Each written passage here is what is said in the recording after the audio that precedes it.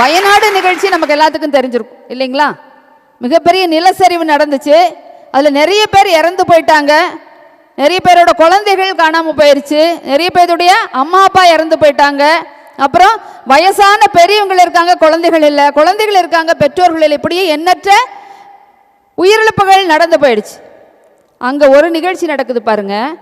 ஒரு பாட்டியுமே ஒரு குழந்தையும் 2 பேரும் என்ன பண்ணியிருக்காங்க, எப்படியோ நிலச்சரிவில் தப்பிச்சு பொழைச்சிட்டாங்க.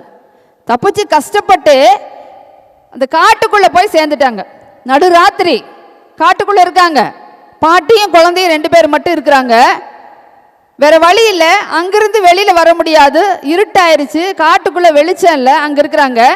அப்போது 2 யானைகள் வருது. அப்புறம் கொஞ்சம் யானை கூட்டமே ஒரு 4-5 ஜனம் சேர்த்து வருது.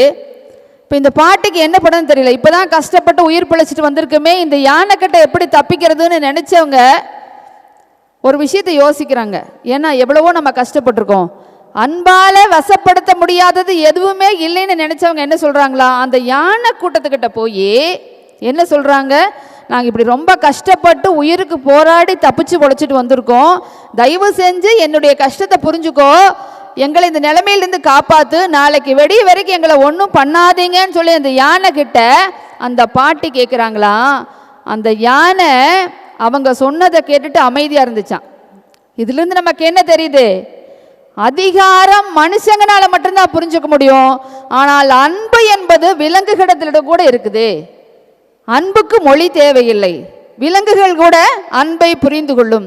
அன்பு எப்படிப்பட்டது, ஒவ்வொரு மனிதனுக்குமே தேவையான ஒன்று. அன்புக்கு மொழிகள் தேவையில்லை, அதை அனைவராலும் புரிந்து கொள்ள முடியும்.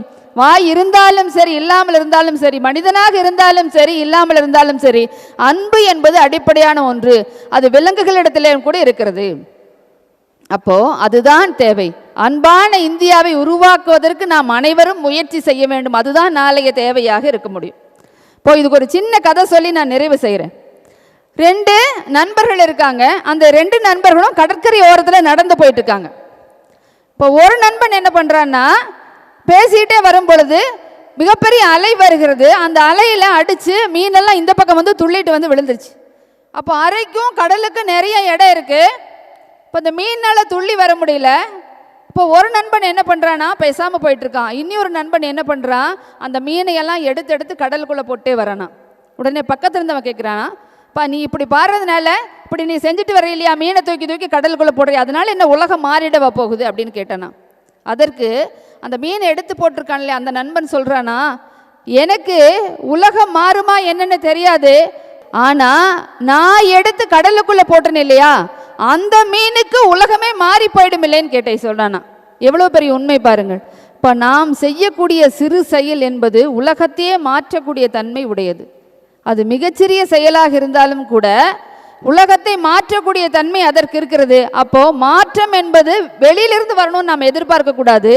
நாமளே அந்த மாற்றை தொடங்குவதற்கு முன்னோடியாக இருக்க வேண்டும் அப்படிங்கிறது இதன் மூலமாக நாம் புரிஞ்சுக்கணும். அப்போ நாம் ஒரு சின்ன விஷயத்தை கையில் எடுக்கிறோம், அன்பு காட்ட தொடங்குவோம், நம்மை சுற்றி இருக்கக்கூடிய அனைவர்கள் மேலும் அன்பு காட்ட தொடங்குவோம் அப்படின்னு சொல்லி சொன்னால் இந்த உலகம் நிச்சயமாக அன்புமயமாக மாறிவிடும்.